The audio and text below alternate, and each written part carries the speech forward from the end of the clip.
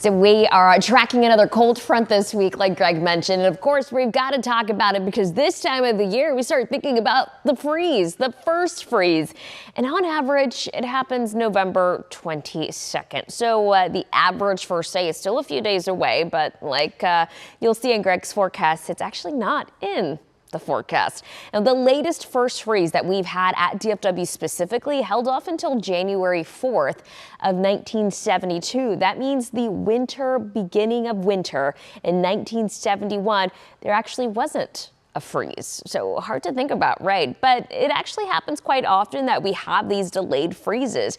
In fact, since records have been kept since the late 1800s, about 1898, 1899 for some spots, 35 of those years on record have actually not seen a freeze until December. So it's not that uncommon to go all November without seeing a first freeze.